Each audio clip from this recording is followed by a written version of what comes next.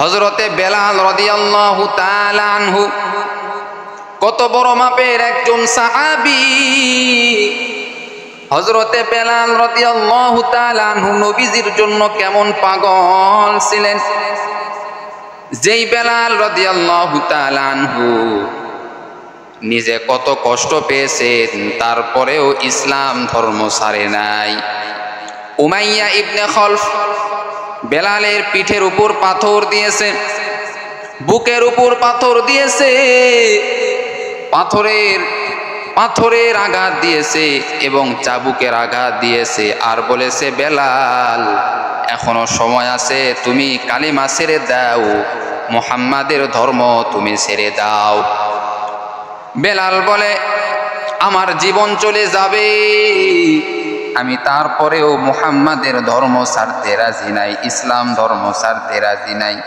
তুমি যতই আমাকে পিটাও, যতই আমাকে কষ্ট দাও না কেন, আমি বেলাল তারপরেও ধর্ম ছাড়ব না।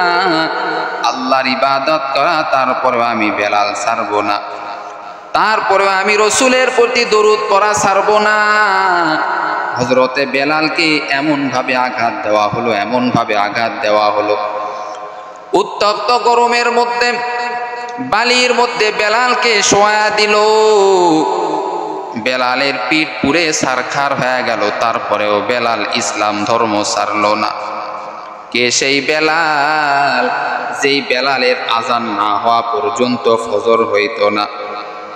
ওই বেলাল, এত সুন্দর কণ্ঠ বেলালের, যেই বেলালের আজান না শোনা পর্যন্ত নবী ঠিক থাকতে পারতো না। ওই বেলালও মায়ার নবীকে অনেক মহব্বত করতেন, ভালোবাসতেন। নবীজি নিজেও বেলালকে বড় মহব্বত করতেন, ভালোবাসতেন। আল্লাহর নবী যখন মিরাজে গেল, মিরাজে যাওয়ার পর জান্নাতের মধ্যে বেলালের পায়ের আওয়াজ শুনতে পেল। ওরে নবীর উম্মতের দল, যেমন তেমন কোন সাহাবী নয় হযরতে বেলাল। যদিও দেখতে ছিল কালো, কিন্তু বেলালের অন্তরটা ছিল পরিষ্কার। বেলালের অন্তরের মধ্যে কোনো ভেজাল ছিল না। নবীজির ইন্তেকালের পরে বেলাল আর মদিনায় থাকতে পারে না, বেলাল আর মদিনায় থাকতে পারে না, কারণ যেখানে আমার নবী নাই সেখানে আমি থাকবো না। বেলাল চলে গেল অন্য জায়গায়।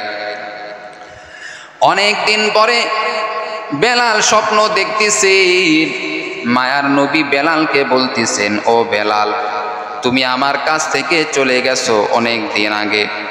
ও বেলাল, তুমি কি আমার সঙ্গে দেখা সাক্ষাৎ করবে না? বেলাল আর নবীজির কথা সহ্য করতে পারলেন না, তাড়াতাড়ি চলে আসলেন মদিনায়। কারণ নবীজি স্বপ্নের মাধ্যমে বেলালকে বলেছে, ও বেলাল, তুমি কি আমার সঙ্গে আর সাক্ষাৎ করবে না? বেলাল এইবার মদিনায় আসার পরে, এইবার যখন চলে আসলো, এইবার সব মানুষেরা বেলালকে বলল, ও বেলাল, তুমি আজান দাও, তোমার আজান শোনার জন্য আমরা অপেক্ষায় রয়েছি। বেলাল যখন আজান দিল, যত মুসলমান ছিল সকলের অন্তরটা কেঁপে উঠল, অন্তরটা ভরে গেল। তারা বলতে শুরু করলো, এত সুন্দর আজান আমরা কোনোদিন শুনি নাই। যেই আজানের জন্য আমার নবী নিজেও পাগল ছিল। বেলালের আজান শোনার জন্য নবীজি নিজেই পাগল ছিল।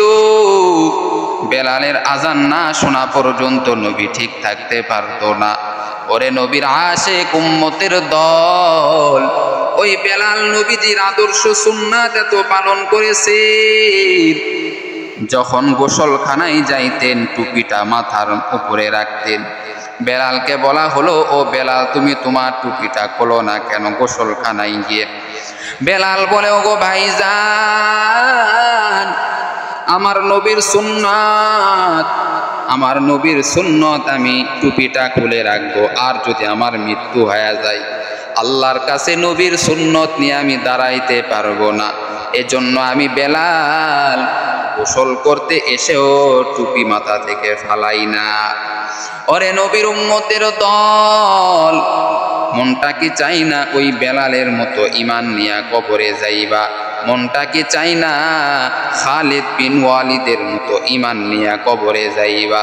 মনটা কি চাই না হযরতে ওমরের মতো ঈমান নিয়া কবরে যাইবা? মনটা কি চাই না আবু বকরের মতো ঈমান নিয়া কবরের মধ্যে যাইবা? ওরে নবীর উম্মতের দল, দুনিয়াটা কিছুই নয় রে বাবা। কখন তোমার আমার সামনে মালাকুল মাউত হাজির হয়ে যাবে কেউ তুমি আমি জানি না। অতএব যেহেতু মৃত্যুবরণ করতে হবে, মৃত্যুর আগে ঈমান আমল নিয়া কবরে যাও রে ভাই। আল্লাহ বলেন যেই বান্দা মৃত্যুর আগে মাল সামানা নিয়া কবরে যাইবে, কবরের মাল সামানা নিয়া যাইবে, অর্থাৎ আমল করিয়া যারা কবরে যাইবে, তারাই হলো সব থেকে বড় বুদ্ধিমান, তারাই হলো সব থেকে বড় বুদ্ধিমান। প্রিয় ভাইরা, যেই বেলাল নবীজির আদর্শ, নবীজির প্রেম ভালোবাসা নিয়ে যেই বেলাল সারাটা জীবন কাটায় দিলেন, আল্লাহর নবী যেই বেলালের পায়ের আওয়াজ জান্নাতের মধ্যে শুনতে পেয়েছেন, ওই বেলাল নবীজিকে কতটা মহব্বত করেছেন, ভালোবেসেছেন।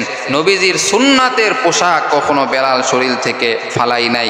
যতই কষ্ট হোক না কেন ইসলাম ধর্ম বেলাল ছাড়ে নাই, যতই কষ্ট হোক না কেন দিনের দাওয়াত দেওয়া বেলাল বন্ধ করে নাই, যতই কষ্ট হোক না কেন কাফেররা যতই অত্যাচার করুক না কেন বেলাল কখনো সে ইসলাম ধর্ম থেকে ফিরে যায় নাই। প্রিয় ভাইরা, আজকে আমরা ইচ্ছাকৃতভাবে নামাজ কাজা করতেছি, ইচ্ছাকৃতভাবে নবীজির সুন্নত তরক করতেছি। প্রিয় ভাইরা, আল্লাহ রসুল বলেন যারা আমার সুন্নতকে মহব্বত করবে তারা আমি নবীকেই মহব্বত করলো, আমার সঙ্গে এসে জান্নাতে থাকবে। আর যারা আমার সুন্নতকে মানবে না, অনুসরণ যারা করবে না, তারা অবশ্যই অবশ্যই জাহান্নামের মধ্যে চলে যাবে। এজন্য আসেন আমরা সকলে নবীজির প্রেম ভালোবাসা আদর্শ সুন্নত নিয়ে কবরে যাওয়ার চেষ্টা করব ইনশাআল্লাহ। আল্লাহ তাআলা আমাদের সকলকে নবীজির প্রেম ভালোবাসা আদর্শ নিয়ে কবরে যাওয়ার তৌফিক দান করুক। সকলে বলেন আমিন।